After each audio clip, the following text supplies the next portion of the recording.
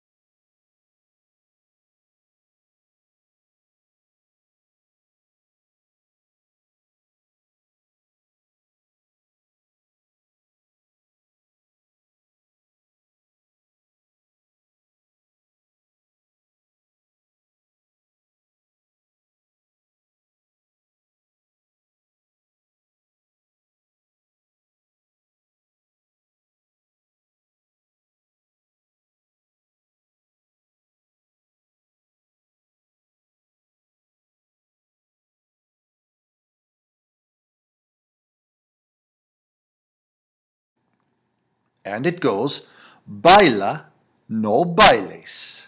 Baile. And notice I've got the nose in parentheses there. I'll explain that as well. Bailemos or no bailemos, bailad, no bailes, and then bailen.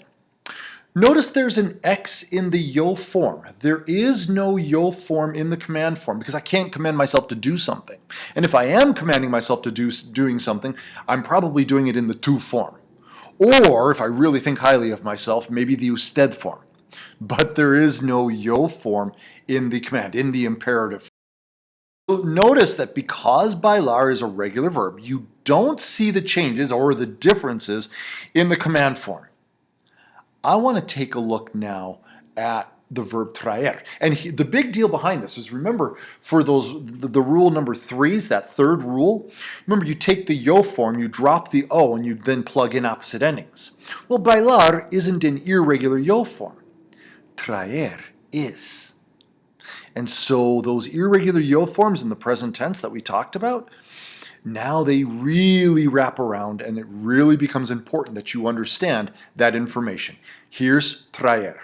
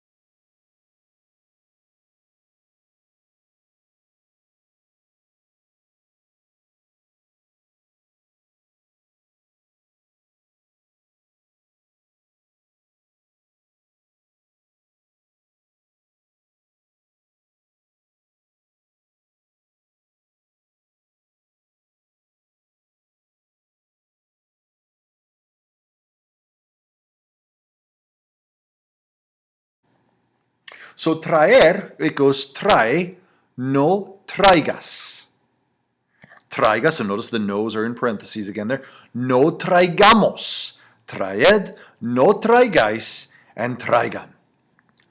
Notice there's a lot going on in there. So let's break this down a little bit. So first of all, trae, that was just the rule number 1. Take the LAUs, that form. So traigo, traes, trae. Oh, there's trae. Oh, there it is.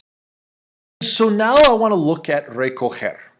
And so there's where we got back to the numbers again. And so I want you to pause the video for a minute and see if you can figure out how to do the verb recoger. Now, recoger is an irregular yo form, so there's going to be some stuff flying around there.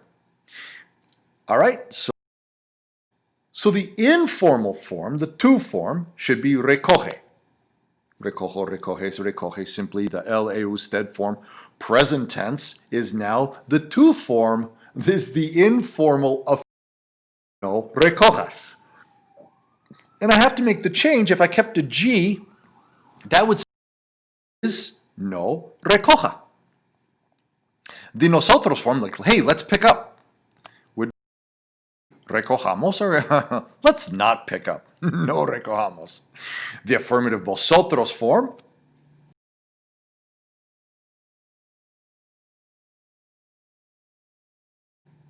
would be recoger. So I just take my infinitive, drop the R, slap on the D. That's all that is. The negative vosotros form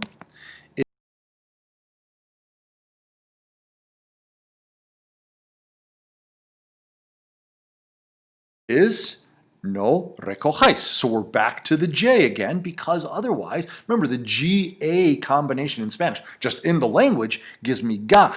Well, I don't want that. I want the ha sound. So I have to make the change to the J. And then finally, you guys, recojan. So ustedes, recojan or no recojan. All right, now let's talk about irregular informal affirmative commands. So now I'm in the box. All right, so yeah, once again, so I'm in the number one box. If you go back to the little chart that I just showed you, number one, these 8 verbs are irregular. They're the only 8.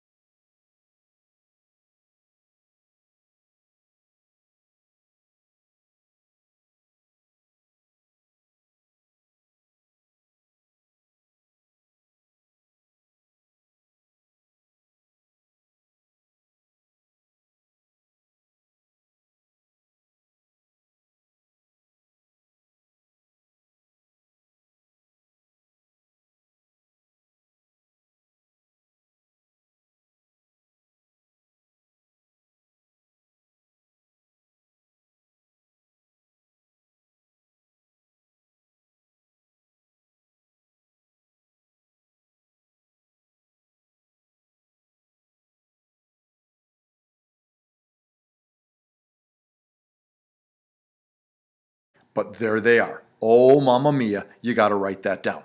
So decir, instead of it being dice, it's di. Hacer, instead of it being hace, it's haz. Poner, instead of it being pone, it's pon. Salir, instead of it being sale, it's sal. Tener, instead of it being tiene, it's ten. Venir, instead of it being viene, it's ben. Ser, instead of it being... All right. And then there are 5 irregular verbs in the informal negative command. So they're negative because they don't have an O ending in the yo form. Which 5? So when we're talking about irregular yo form verbs, or verbs that don't have an O ending in the yo form, there's 5 of them that are on our verb list that we've talked about. And those 5 are, well, here, I'll just show you the slide.